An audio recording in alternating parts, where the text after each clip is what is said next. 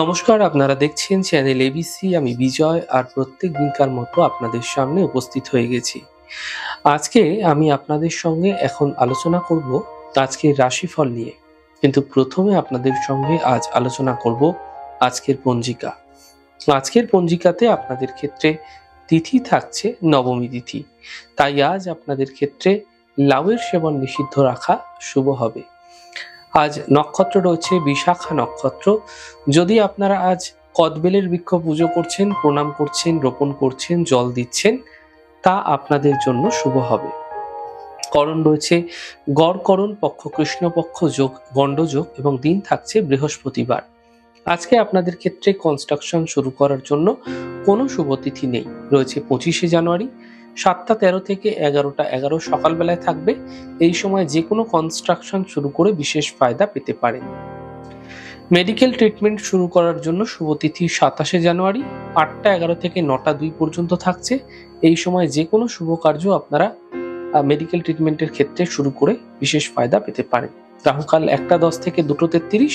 কোনো শুভ কার্য এই সময় শুরু করা আপনাদের ক্ষেত্রে শুভ নয়। অমৃতকাল 6টা 18 থেকে 7টা 40 এই পর্যন্ত থাকবে। এই সময়কালে যে কোনো শুভ কার্য শুরু করুন, ফায়দা দেখতে পাবেন। এছাড়া শুভ দিক রয়েছে উত্তর দিক। চলে যাব আলোচনায় আপনাদের সঙ্গে। আজ আপনাদের ক্ষেত্রে কি উপাসনা করা উচিত।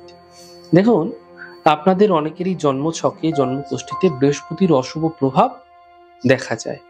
এই বৃহস্পতির অশুভ প্রভাব দূর করতে প্রতি বৃহস্পতিবার সকালবেলা স্নান করার পর কলা বৃক্ষের সামনে দেশি ঘিয়ে একটি প্রদীপ আপনারা প্রজ্বলিত করুন, জাফরানের তিলক করুন এবং এরপর জাফরান মিশ্রিত কাঁচা দুধ আপনারা পায়েস মিষ্টির মধ্যে যে কোনো একটি আপনারা দান করুন। এতে বৃহস্পতির যে অশুভ প্রভাব তা থেকে আপনি অবশ্যই বাঁচতে পারবেন। এই প্রক্রিয়া প্রত্যেক বৃহস্পতিবার করে গেলে ফায়দা আপনারা আপনাদের জীবনে দেখতে পাবেন। চলে যাব আলোচনায় প্রত্যেক দিনকার মতো কুইজ। আর কুইজের প্রশ্ন আজকে থাকছে আপনাদের জন্য যে জ্যোতিষ শাস্ত্র মতে রুদ্র কোন গ্রহকে বলা হয়ে থাকে। যদি আপনাদের জানা থাকে তাহলে হোয়াটসঅ্যাপ যেই নাম্বারটি যাচ্ছে, এই হোয়াটসঅ্যাপ নম্বরে আপনাদের প্রশ্নের উত্তর আপনারা জানাতে পারেন। গতদিনকার প্রশ্নের সঠিক উত্তরদাতার নাম তন্ময় অধিকারী। চলে যাব আলোচনায় এবার রাশিফলের আলোচনায় প্রত্যেকদিন যেরকম আপনাদের সঙ্গে আলোচনা করে থাকি, আজও একইভাবে একই প্রকারে আপনাদের সঙ্গে আলোচনা করব। রাশিফলের প্রথম রাশি, প্রথমে আপনাদের ক্ষেত্রে মেষ রাশি। স্বাস্থ্য ক্ষেত্রে সমস্যা বৃদ্ধি পাবে, অযথা ব্যস্ততা বৃদ্ধি হতে পারে। সিদ্ধান্ত এই সময়কালে আপনাকে বুঝে নেওয়ার চেষ্টা করতে হবে। শুভ রং নীল, শুভ সংখ্যা 6। বৃষ রাশি। কর্মজীবনে কিছু সাফল্য মিলবে, আর্থিক লাভ মিলবে, ব্যবসায় এই সময় ব্যস্ততা বৃদ্ধি হতে দেখতে পাবেন। শুভ রং আকাশী, শুভ সংখ্যা 4। মিথুন রাশি। কর্মে ব্যস্ততা বৃদ্ধি হবে, অর্থ লাভের যোগ তৈরি হতে দেখা যাচ্ছে, পারিবারিক চিন্তা দূর হতে দেখা যাচ্ছে। শুভ রং আপনাদের জন্য সবুজ, শুভ সংখ্যা 4। কর্কট রাশি। কর্মে সাফল্য মিলবে, আর্থিক স্থিতি ভালো হতে দেখতে পাবেন, পারিবারিক জীবনের সমস্যাগুলি দূর হতে দেখা যাচ্ছে। শুভ রং আকাশী, শুভ সংখ্যা 3। সিংহ রাশি।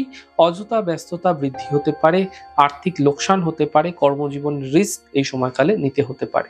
শুভ রং গোলাপি, শুভ সংখ্যা 6। কন্যা রাশি। স্বাস্থ্যের ক্ষেত্রে উন্নতি হবে, থেমে থাকা কাজ শেষ হবে, পাওনা অর্থ উদ্ধার হতে দেখা যাচ্ছে। শুভ রং আকাশী, শুভ সংখ্যা 4। তুলা রাশি। নতুন ব্যবসা শুরু করতে পারেন, সম্পত্তি ক্রয়ের জন্য শুভ সময় রয়েছে, আর্থিক লাভ মিলবে। শুভ রং গোলাপি, শুভ সংখ্যা 5। বৃশ্চিক রাশি। কর্মে লাভ মিলবে, সম্পত্তি সম্বন্ধীয় সমস্যা দূর হবে, পরিবারের শুভ কার্য এই সময়কালে হতে দেখা যাচ্ছে।